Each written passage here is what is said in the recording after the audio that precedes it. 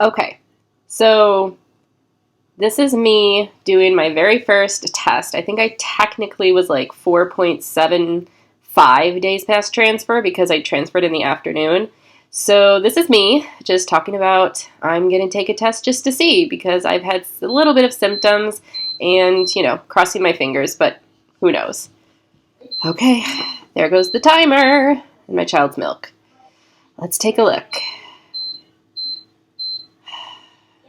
Sorry for this bad camera. All right, let's see.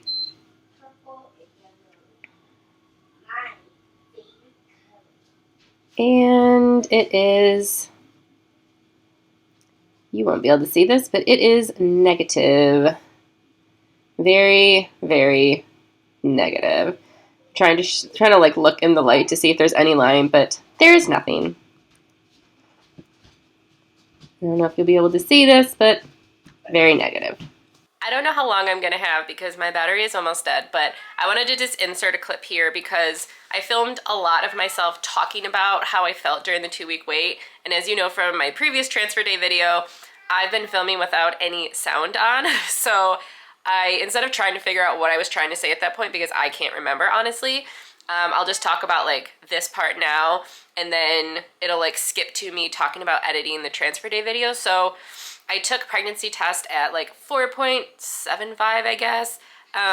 We'll just call it like 5 days, 6 days, and then like almost 8 days past transfer.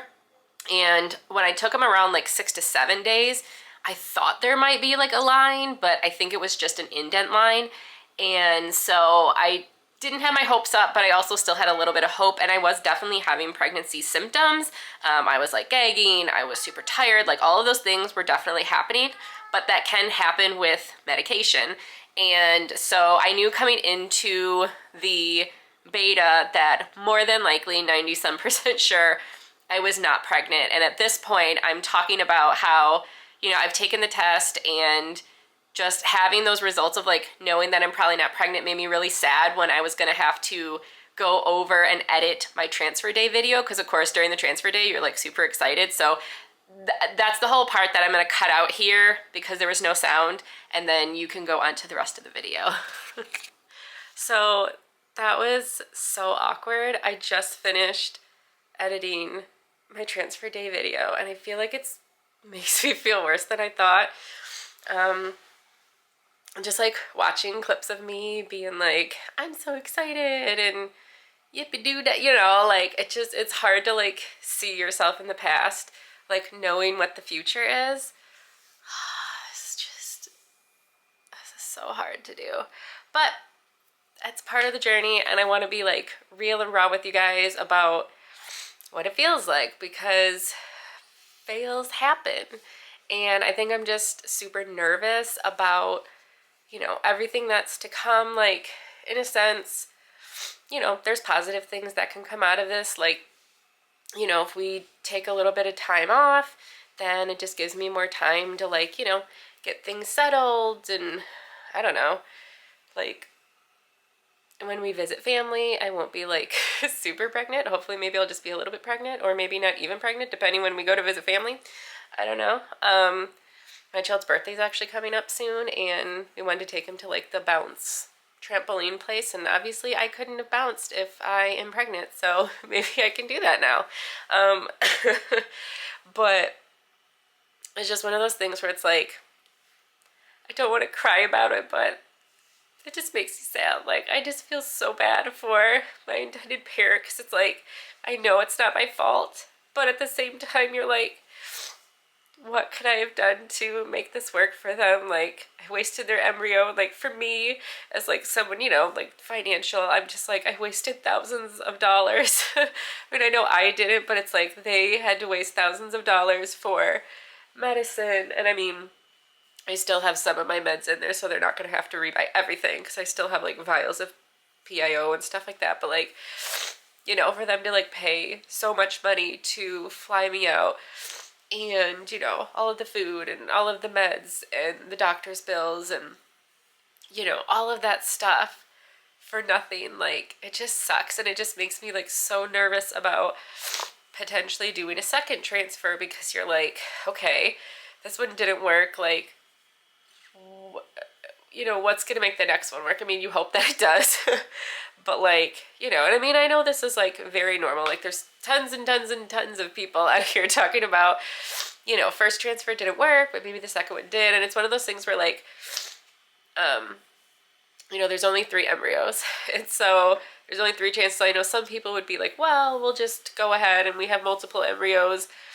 We'll just, you know, maybe try to put in 2 this time so that hopefully one of them sticks and then we'll still have more for later, which is like either like they do a second transfer with 2 and like that's it and we're done, or they do, you know, another transfer with 1 and then they would have a potential 3rd transfer. But, you know, it's one of those things where it's like, it's so much pressure. Like I don't think a lot of people talk about, like for surrogates, how much pressure that puts on you, because like you're doing this for someone else and you want it to go as smoothly as possible. When it doesn't, it makes you feel really guilty. And it's just so much pressure. Like this is like kind of how I felt when we did our transfer for our second.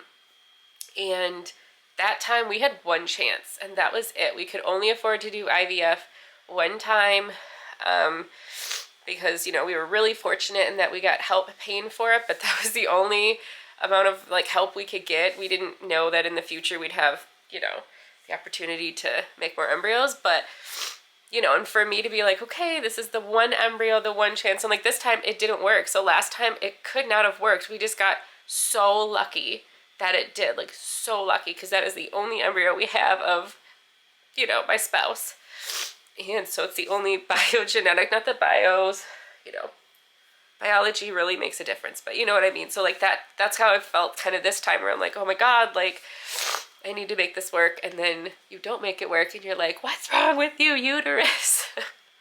So I don't know if I'll put this in of me crying because I feel guilty about it, but I might put it in, or at least parts of it, because this is just part of the journey.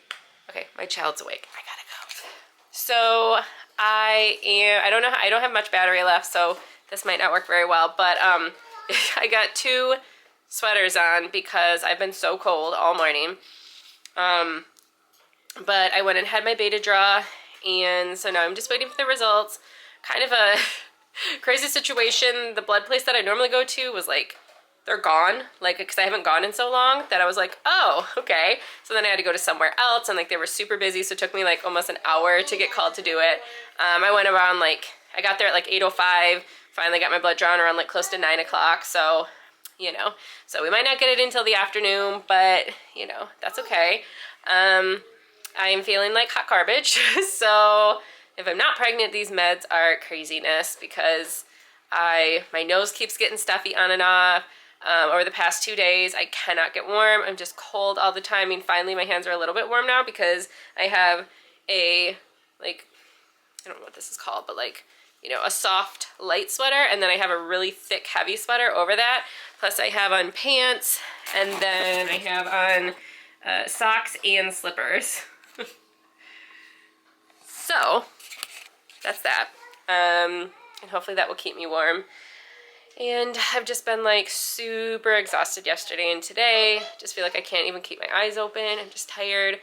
I've been back to kind of like having some gaggy reflex things going on. I even like feel just kind of weak today. So if I'm not pregnant, these meds are crazy, and maybe I'm getting sick again. Let's hope not. So now we just wait. I have nothing else planned today, so just playing with the kids. I kind of like planned today as like a throwaway day because I just figured like it would come back negative. So I just want to like chill out, maybe like order some food later, watch some like, you know, funny TV, and that's pretty much all we're gonna do.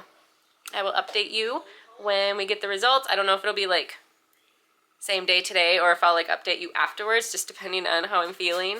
But yeah, that's that. Okay, it is now Friday evening, and unfortunately the result was negative. Like, not even like, oh, you might be a little bit pregnant. Nope, very negative. I'm taking it well now because it is now like 8, almost 9 o'clock at night, and I got the results at about around 1 o'clock. So I have had my cries, I've had my steaming hot bath and some cake. You know, it's just, like I said, it's hard because my intended parent wanted to find out from the clinic, and I don't blame them. You know, it's really hard to deal with. And so you know, I don't know how they're feeling. I know that, like, this is a possibility, but of course I still feel like I failed. Like, what could I have done different? Like, you know, the day of the transfer and the day after the transfer, my kids were, well, at least one of my kids was super sick, like high fevers. I thought he might have to go to the hospital. So I was really stressed out, and I was like, did the stress make it not work? Just anything, like, you know, they said to do bed rest all day, and, you know, I had to, like, get up to go to the door to get my food. Did that do it? On the way back home from the plane, I had to, like, kind of rush a little bit to catch my flight back home. Like, did that rush? Did that, you know?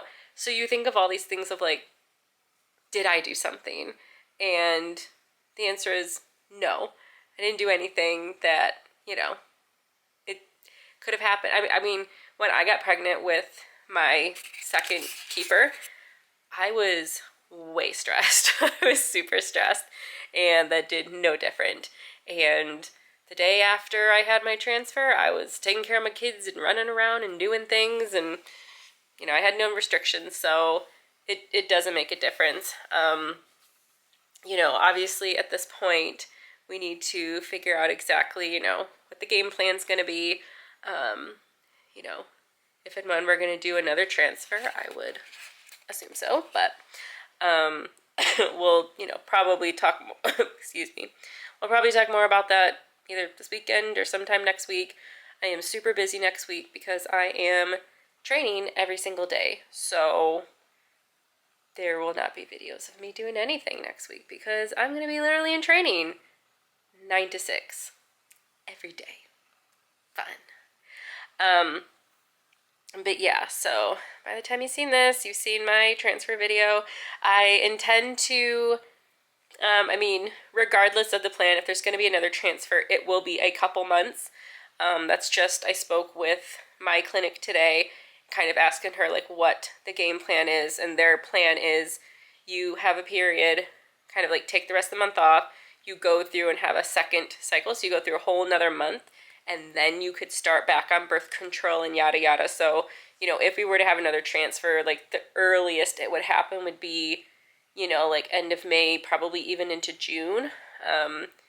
And then, you know, we have to consider, like, if I were to get pregnant around that time, like traveling for Christmas. So there's still a few things that we need to kind of like work out if they're going to go ahead with the second transfer. Which again, I don't think there should be an issue with that. So I think, like, what I'm just going to do is take time right now to, you know, just focus on myself and my new job, focus on kind of like getting my YouTube going and figuring out a game plan, you know, with my kids and school next year and stuff like that. You know, and then figuring out summer plans. Like, so, you know, I have a lot going on right now, and I'm just going to kind of like take this time to focus on me and my family and figure out my life. Yeah, you know, just simple things. Try to maybe finally purge my house. You know, there's a lot going on, but I will make more videos about all the different things we're thinking about doing, not only surrogacy related, but just like my life related, and take you along the ride. So this is the first night that I don't need to take my shots tonight, so the only positive is that my butt is going to be my behind. It's going to be very happy for a little while to kind of take a break, but I wish I didn't. I wish my butt was angry at me and I had to keep doing my shots, but 'tis what it is. Just know that if you are a surrogate watching this, this can happen. It's not your fault. Transfers fail for who knows what reason. You can have a great embryo, beautiful looking uterus, and it just doesn't work, and you don't know why. So here's hoping to maybe the next one. So I will keep you guys in the loop. Thanks for watching the video. Subscribe and hit the bell and keep coming along my journey. I would love you to come along. All right, see you in the next one.